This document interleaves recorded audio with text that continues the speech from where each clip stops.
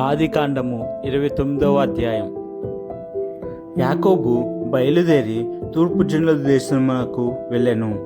అతడు చూచినప్పుడు పొలములో ఒక బావి కనబడెను. అక్కడ దాని యొద్ద గొర్రెల మందలు 3 పండుకొని ఉండెను. కాపరులు మందలకు ఆ బావి నీళ్లు పెట్టుదురు. ఒక పెద్ద రాయి బావి మీద మూత వేసి ఉండెను. అక్కడి మందలన్నీయు కూడి వచ్చినప్పుడు బావి మీద నుండి ఆ రాతిని పొర్లించి గొర్రెలకు నీళ్లు పెట్టి తిరిగి బావి మీది రాతిని దాని చోట నుంచుదురు. యాకోబు వారిని చూచి, అన్నలారా, మీరెక్కడి వారని అడుగగా వారు, మేము హారాను వారమనిరి. అతడు, నాహోరు కుమారుడగు లాబానును మీరెరుగుదురా అని వారిని అడుగగా వారు, ఎరుగుదుమనిరి. మరియు అతడు క్షేమముగా ఉన్నాడా అని అడుగగా వారు, క్షేమముగానే ఉన్నాడు. ఇదిగో అతని కుమార్తె అయిన రాహేలు గొర్రెల వెంట వచ్చుచున్నదని చెప్పిరి. అతడు, ఇదిగో ఇంకా చాలా ప్రొద్దు ఉన్నది, పశువులను పోగు చేయి వేళ కాలేదు, గొర్రెలకు నీళ్లు పెట్టి పోయి వాటిని మేపుడని చెప్పగా వారు, మందలన్నీ పోగు కాక మునుపు అది మా వలన కాదు, తరువాత బావి మీద నుండి రాయి పొర్లించుదురు, అప్పుడే మేము గొర్రెలకు నీళ్లు పెట్టుదుమనిరి. అతడు వారితో ఇంకా మాట్లాడుచుండగా రాహేలు తన తండ్రి గొర్రెల మందను తోలుకొని వచ్చెను. ఆమె వాటిని మేపునది. యాకోబు తన తల్లి సహోదరుడైన లాబాను కుమార్తెయగు రాహేలును తన తల్లి సహోదరుడగు లాబాను గొర్రెలను చూచినప్పుడు అతడు దగ్గరికి వెళ్ళి బావి మీద నుండి రాతిని పొర్లించి తన తల్లి సహోదరుడగు లాబాను గొర్రెలకు నీళ్లు పెట్టెను. యాకోబు రాహేలును ముద్దు పెట్టుకొని ఎలుగెత్తి ఏడ్చెను. మరియు యాకోబు తాను ఆమె తండ్రి బంధువుడనియు రిబ్కా కుమారుడనియు రాహేలుతో చెప్పినప్పుడు ఆమె పరిగెత్తిపోయి తన తండ్రితో చెప్పెను. లాబాను తన సహోదరి కుమారుడైన యాకోబు సమాచారము వినినప్పుడు అతనిని ఎదుర్కొనుటకు పరిగెత్తుకొని వచ్చి అతనిని కౌగిలించి ముద్దు పెట్టుకొని తన ఇంటికి తోడుకొని పోయెను. అతడు ఈ సంగతులన్నీ లాబానుతో చెప్పెను. అప్పుడు లాబాను, నిజముగా నీవు నా ఎముకయు నా మాంసమునై ఉన్నావు అనెను. అతడు 1 నెల దినములు అతని యొద్ద నివసించిన తరువాత లాబాను, నీవు నా బంధువుడవైనందున ఊరకయే నాకు కొలువు చేసేదవా? నీకేమి జీతము కావాలనో చెప్పుమని యాకోబును అడిగెను. లాబాను 2 కుమార్తెలుండిరి.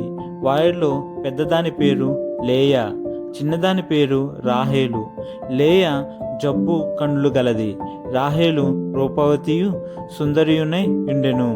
యాకోబు రాహేలును ప్రేమించి, నీ చిన్న కుమార్తె అయిన రాహేలు కోసము నీకు 7 సంవత్సరములు కొలువు చేసేదనెను. అందుకు లాబాను ఆమెను అన్యునికిచ్చుట కంటే నీకిచ్చుట మేలు, నా యొద్ద ఉండుమని చెప్పగా యాకోబు రాహేలు కోసము 7 సంవత్సరములు కొలువు చేసెను. అయినను అతడు ఆమెను ప్రేమించుట వలన అవి అతనికి కొద్ది దినములుగా తోచెను.